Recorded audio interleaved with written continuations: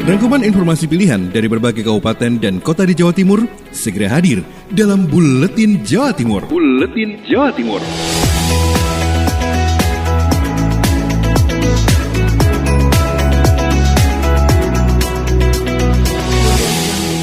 Salam jumpa sahabat, inilah Buletin Jawa Timur edisi Selasa 30 Juni 2020. Bersama saya, Ajeng Prawestri. Sahabat, untuk informasi pertama datang dari Kabupaten Blitar. Ada Oza Ahmad Persada FM membawa berita Bupati Blitar ajak masyarakat bersama menyatukan tekad menghadapi dampak COVID-19. Pemerintah Kabupaten Blitar bersama Forum Koordinasi Pimpinan Daerah Forkopimda mengikuti rapat virtual bersama Presiden Republik Indonesia saat berkunjung ke Pemprov Jawa Timur. Dalam agenda tersebut membahas mengenai penanganan penyebaran virus corona, terutama di daerah Jawa Timur yang terus meningkat secara nasional. Menyikapi hal itu, Bupati Blitar Dr. Andes Haji Rianto MM mengajak seluruh masyarakat supaya memiliki perasaan sama dalam menghadapi dampak yang ditimbulkan terhadap penyebaran virus corona. Karena sejauh ini, akibat peredaran corona telah membuat krisis kesehatan dan ekonomi. Bahkan fenomena ini bukan hanya dirasakan di tanah air saja, melainkan di beberapa negara dunia. Sehingga Bupati menyampaikan kepada masyarakat agar tidak jenuh untuk menerapkan protokol kesehatan. Untuk Indonesia kan paling tinggi ya. Nah, ini dipesan kepada kita semua bahwa adanya COVID-19 ini adalah bencana yang melanda dunia. Dampaknya luar biasa, baik. Sebagai informasi berdasarkan Dana Moneter Internasional memproyeksi pertumbuhan ekonomi tahun 2020 Amerika Serikat minus 8%, Jepang minus 5,8%, Inggris minus 10,2%, Prancis minus 12,5%, Italia minus 12,8%, Spanyol minus 12,8%, dan Jerman minus 7,2%. Oza Ahmad melaporkan. Selanjutnya kita bergeser ke Ngawi. Ada Anjani Suara Ngawi sudah siap mengabarkan ratusan anggota Polres Ngawi jalani rapid test. Sebanyak 139 anggota Polres Ngawi terdiri dari anggota Polri, ASN, dan Bayangkari menjalani rapid test. Hasilnya seluruhnya dinyatakan non-reaktif. Ini dilakukan guna mendeteksi perkembangan COVID-19 karena kasus terkonfirmasi positif corona di Ngawi masih mengalami penambahan tiap harinya. Kendati new normal akan dimulai 1 Juli 2020. AKBP Diki Aryo Justisianto Kapolres Ngawi mengatakan rapid test dilaksanakan untuk mendeteksi COVID-19 dan meyakinkan bahwa di lingkungan Polres Ngawi aman dari virus corona. Dan kegiatan ini juga merupakan bentuk antisipasi dan pemantauan COVID-19 di area Mapolres Ngawi. Selain anggota Polres Ngawi dan Bayangkari, ada juga ojek online yang ikut serta rapid test, dan pelaksananya rapid test tersebut dilaksanakan oleh petugas medis dan klinik Bayangkara Polres Ngawi. Anjani Suara Ngawi. Devi Aprilia dari Suara Kota Probolinggo menginformasikan Wali Kota Habib Hadi lakukan belusukan guna pantau bantuan COVID-19. Pemkot Probolinggo berkomitmen untuk mewujudkan bentuk perhatian dan kepedulian kepada masyarakatnya yang terdampak COVID dengan membagikan bantuan sembako berupa 15 kg beras. Untuk memastikan JPS tersebut berlangsung lancar, Wali Kota Habib Hadi Zainal Abidin melakukan belusukan ke sejumlah kelurahan Sabtu pagi kemarin. Dalam belusukan tersebut terdapat perubahan data dari tahapan pertama dan kedua. Di Kelurahan Posangit Kidul misalnya, di Kecamatan Kademangan, terdapat 829 paket beras yang dibagikan. Jumlah ini menurun dari data tahap pertama yang berjumlah 972 paket. Setelah dilakukan verifikasi bersama dengan petugas kelurahan, warga yang sudah mendapat di tahap pertama belum tentu mendapat bantuan yang sama di tahap kedua. Hal ini lantaran bisa saja dihapus karena sudah mendapat bantuan dari pemerintah pusat atau pemerintah provinsi. Sedangkan untuk warga yang tidak mendapat di tahap pertama juga kembali didata untuk di-cover dalam bantuan tahap kedua. Seperti yang disampaikan oleh Wali Kota Habib Hadi, bantuan dari pemerintah tepat sasaran sesuai label data sektor kita pada masa sampai. Karena sektor oleh bantuan dari pusat, oleh bantuan dari provinsi, kita oleh dengan baru dari pemerintah. Modal dari double tergantung sekama. Jadi maka tidak datanya menurun karena sudah ada tambahan bantuan dari pusat atau provinsi. Devi Aprilia, Suara Kota Probolinggo. Dari kota Probolinggo kita beralih ke Pasuruan. Ada Sofia Latif, Suara Pasuruan FM membawa berita, jelang new normal pemerintah Kota Pasuruan perkuat protokol kesehatan masyarakat.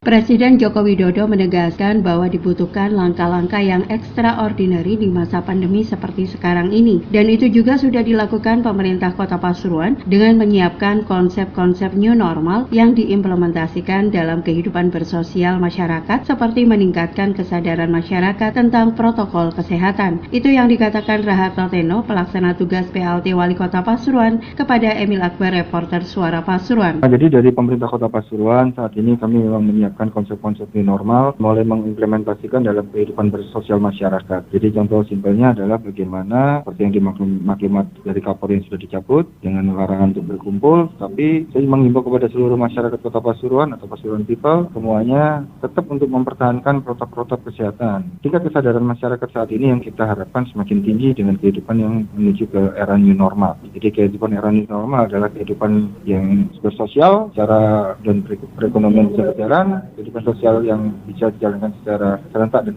menuju normal, tetapi tidak meninggalkan aturan-aturan atau protokol kesehatan yang sudah diperlakukan seluruh stakeholder oleh pemerintah dan bisa diimplementasikan kepada seluruh elemen masyarakat. Sofia Latif, Suara Pasuruan. Ada Isyatun Hania, Suara Gresik FM telah siap menginformasikan launching mobil penegakan disiplin protokol kesehatan sebagai upaya penurunan COVID-19 di Kabupaten Gresik. Dalam masa transisi menuju tatanan kehidupan baru, pemerintah Kabupaten Gresik gencar melakukan sosialisasi Perbup nomor 22 tahun 2020. Berbagai cara penegakan dilakukan, salah satunya dengan launching mobil penegakan disiplin protokol kesehatan Senin tanggal 29 Juni 2020. Bertempat di halaman kantor Bupati Gresik, kegiatan ini tampak dihadiri oleh Bapak Bupati Gresik Sambari Halim Radianto, Kapolres Gresik AKBP Arif Fitrianto, dan Dim 0817 Gresik Letkol Infanteri Budi Handoko, dan salah satu perwakilan Kejaksaan Kabupaten Gresik beserta jajaran Forkopimda Kabupaten Gresik. Dalam pidatonya, Bapak Bupati Gresik menegaskan agar mobil yang dipinjamkan kepada 16 camat digunakan secara maksimal untuk penegakan protokol kesehatan.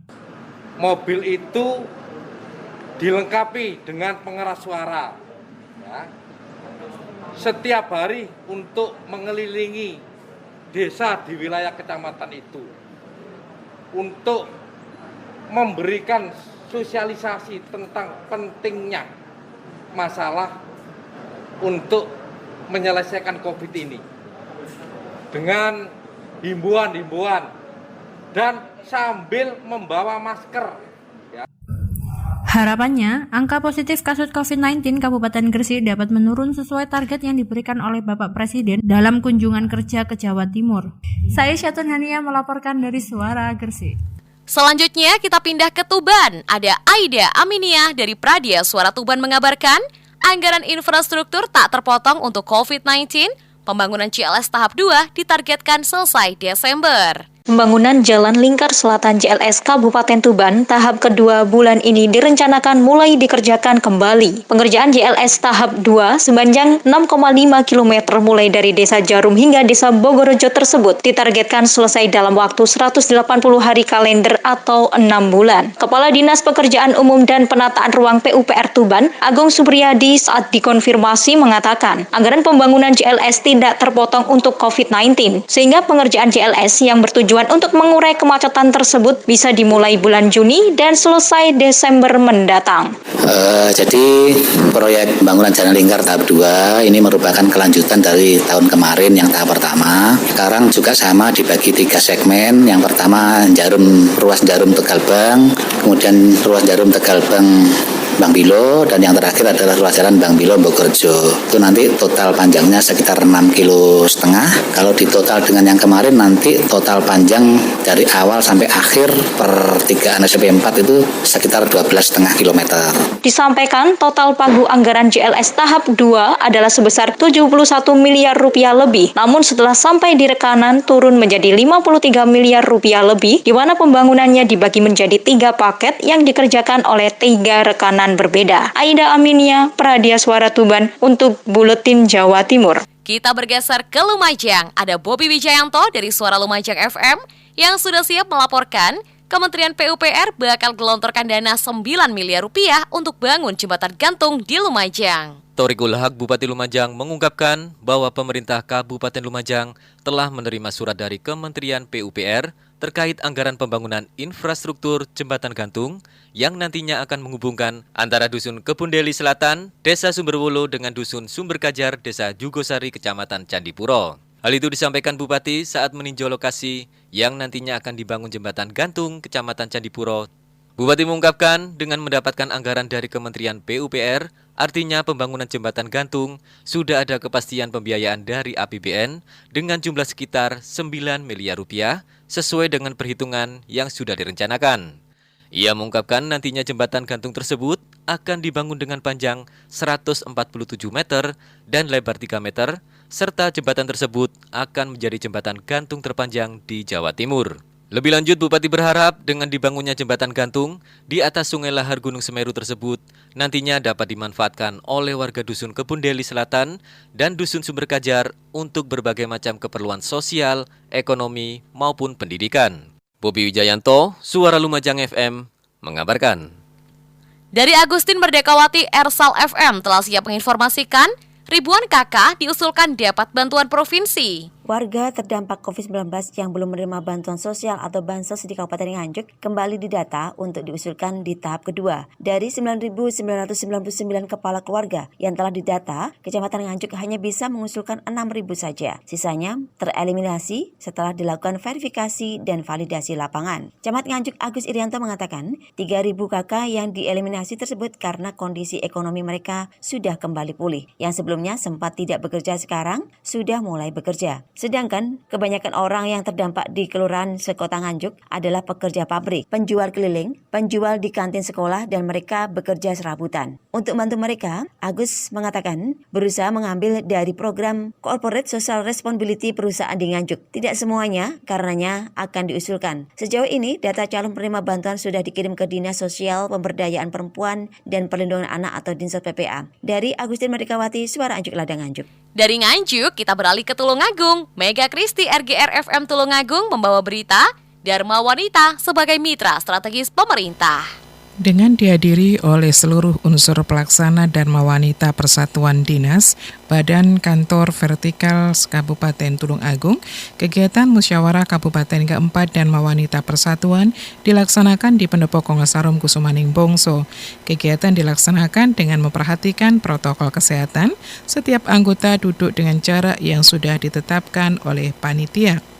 Dalam kesempatan tersebut, penasehat Dharma Wanita Persatuan Ibu Siuk Marioto Birowo berpesan agar seluruh anggota Dharma Wanita Persatuan lebih peduli pada lingkungan, terlebih pada masa pandemi ini, banyak warga masyarakat yang merasakan dampaknya, terutama dampak ekonomi.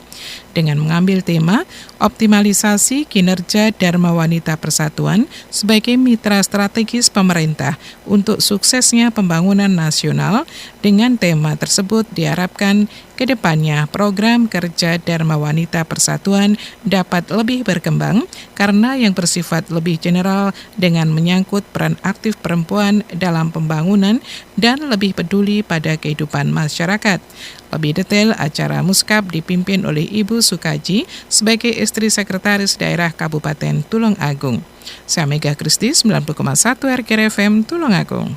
Panji Harto dari Sidoarjo menginformasikan KPU Sidoarjo lakukan rapid test COVID-19 terhadap petugas PPS sebelum melakukan verifikasi faktual. Sahabat, KPU Kabupaten Sidoarjo mulai Sabtu 27 Juni hingga Minggu 28 Juni 2020 wajibkan petugas PPS, panitia pemungutan suara di tingkat desa dan kelurahan ikuti rapid test COVID-19. Dilaksanakan di 5 rumah sakit wilayah Kabupaten Sidoarjo, yakni RSUD Sidoarjo, Rumah Sakit Mitra Keluarga, Rumah Sakit Siti Khotijah, Rumah Sakit Anwar Medika, dan Rumah Sakit Arofah Anwar Medika. Fauzan Adim, Divisi Sosdikli SDM Parmas KPU Sidoarjo, saat ditemui menyampaikan kewajiban ikut rapid test sudah tertuang dalam regulasi KPU. Jadi kita hari ini melakukan rapid test di semua PPS. Semua PPS kita lakukan rapid test. Kenapa? Sesuai dengan aturan bahwa teman-teman PPS sebelum melakukan verifikasi faktual itu wajib dilakukan rapid test. Sahabat, dalam hal ini ada 1.400 lebih petugas PPS yang ikut dalam pelaksanaan rapid test COVID-19. Sementara untuk verifikasi faktual terhadap masyarakat yang mendukung pasangan bupati dan wakil bupati dari calon independen akan dilakukan mulai Senin 29 Juni 2020 hingga 14 hari ke depan. Demikian laporan Panji Harto. Ada Kiki Desilia, Radio Suara Madiun FM mengabarkan, Pemkot gelar Fitcon Studi Kelayakan Jalur Ring Road Timur. Studi kelayakan proyek pembangunan Ring Road Timur Kota Madiun telah mencapai babak final. Jumat 26 Juni 2020, Pemkot Madiun menggelar rapat melalui video conference dengan tim ITS untuk pemaparan feasibility study. Hasilnya akan ditentukan jalur yang akan dilewati oleh proyek Ring Road Timur. Wali Kota Madiun Maidi menuturkan ada beberapa pertimbangan jalur yang terbaik. Di antaranya, lebih banyak menggunakan tanah milik Pemkot Madiun. Meski begitu, ada beberapa bangunan yang akan terdampak dalam pembangunan Ring Road Timur nanti, seperti rumah warga, bangunan sekolah, dan koramil wungu. Untuk itu, beberapa opsi telah disiapkan, yaitu mengganti bangunan kantor di sekitar Ring Road dengan kualitas yang lebih bagus, serta memberikan kompensasi kepada warga yang rumahnya terdampak. Namun, jika warga yang rumahnya terdampak tidak mau direlokasi, maka Pemkot menyiapkan opsi lain, yakni menjadikan lahan yang terdampak sebagai sarana peningkatan ekonomi, sehingga warga yang tinggal di sekitarnya akan lebih sejahtera. Sementara itu, Kepala Dinas Pekerjaan Umum dan Tata Ruang Kota Madiun Suwarno menuturkan bahwa Ring Road Timur dibangun sepanjang 6 km dengan lebar jalan mencapai 24 meter, sehingga mampu digunakan dalam 2 jalur. Kiki Desilia, Suara Madiun. Selanjutnya, kita bergeser ke kota Probolinggo. Ada Kirana Nisa dari Mahardika FM sudah siap mengabarkan, Taman Kehati batal dibangun tahun ini. Komisi 3 Kota Blitar minta DLH matangkan konsep pembangunan. Sobat, tahun ini pemerintah kota berencana menambah ruang terbuka hijau RTH, salah satunya berada di Kelurahan Tanjung Sari yaitu Taman Kehati. Namun karena refocusing anggaran penanganan COVID-19, rencana itu ditunda tahun depan. Komisi 3 DPRD Kota Blitar pun meminta agar dinas terkait kembali mematangkan perencanaan dan konsep pembangunan Taman Kehati. Toto Sugiarto, Ketua Komisi 3 DPRD Kota Blitar mengatakan, meski tahun ini pekerjaan fisik ditunda, namun Dewan tetap melakukan penjajakan kesiapan pelaksanaan pembangunan infrastruktur pemerintah Kota Blitar termasuk Taman Kehati. Tujuannya agar perencanaan dan persiapan matang dan pembangunan bisa dilakukan pada PABBD 2020 atau awal tahun 2021. Toto menyebut secara konsep Taman Kehati nanti menjadi tempat pelestarian jenis tanaman khas yang sudah langka. Namun menurutnya konsep itu tidak memberikan dampak ekonomis bagi masyarakat secara maksimal. Oleh karena itu anggota Komisi 3 menyarankan agar dilengkapi dengan taman bermain anak-anak dan kios kuliner. Tadi beberapa rekan dari komisi menyarankan untuk diberi fasilitas penunjang semacam fasum untuk ruang bermain anak-anak. Terus ada di sana misal kios-kios kuliner dan sebagainya. Sebelumnya Rahma Hanifa, Kabid Konservasi Komunikasi Lingkungan Dinas Lingkungan Hidup DLH Kota Blitar mengatakan pembangunan atau revitalisasi taman tahun ini harus ditunda akibat wabah corona. Selain Taman Kehati di Kelurahan Tanjung Sari, pembangunan Jingkrak Park di Kelurahan Gedok pun juga harus ditunda. Pihaknya menegaskan saat ini masih dalam proses melengkapi dokumen perencanaan. Kirana Nisa, Mahardika FM. Dari Kota Blitar, kita beralih ke Pamekasan. Ada Khalid Maulidi dari Ralita FM membawa berita, Pemkab Pamekasan selesaikan pendistribusian mobil sigap. Pemerintah Kabupaten atau Pemkab Pamekasan menyelesaikan pendistribusian mobil sehat secara serentak untuk seluruh desa di 11 kecamatan, yakni merupakan bentuk tindak lanjut launching Pamekasan Callcare atau PCC dan mobil sehat yang sebelumnya telah dilakukan untuk 2 kecamatan. Sebagai bukti kerja nyata Pemkab Pamekasan dalam memberikan pelayanan yang excellent kepada masyarakat di pelayanan bidang kesehatan. Bupati Pamekasan Badrut Tamam melalui Camat Kota Rahmat Suroso mengatakan, dari kabupaten yang biasa untuk menuju kabupaten yang luar biasa, dibutuhkan kerja luar biasa dari semua pihak yang telah berkomitmen agar bergotong royong menyatukan hati dan pikiran untuk berikhtiar dapat mewujudkan dan menjadikan Kabupaten Pamekasan hebat. Mobil siaga, tangga peduli, atau mobil sigap ini dibagikan pada tiap-tiap desa untuk kebutuhan dalam menangani masyarakat yang sakit di setiap daerah masing-masing. Dengan layanan telepon 1 kali 24 jam yang akan disosialisasikan kepada tiap warganya oleh masing-masing kepala desa. Pendistribusian mobil sehat sebagai tindak lanjut launching Pamekasan Callcare dan mobil sehat ini sebagai bukti kerja nyata kita dalam rangka memberikan pelayanan yang excellent bagi masyarakat untuk menjadikan Kabupaten Pamekasan dari kabupaten yang biasa-biasa menjadi kabupaten yang luar biasa.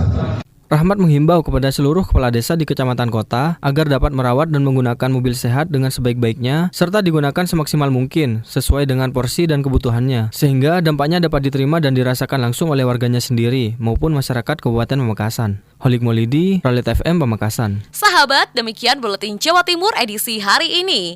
Saya Ajeng Prawestri, sampai jumpa di Buletin Jawa Timur selanjutnya. rangkuman informasi pilihan dari berbagai kabupaten dan kota di Jawa Timur baru saja sahabat dengarkan dalam Buletin Jawa Timur. Buletin Jawa Timur. Buletin Jawa Timur bisa sahabat dengarkan Senin sampai Jumat jam 8 pagi dan 4 sore.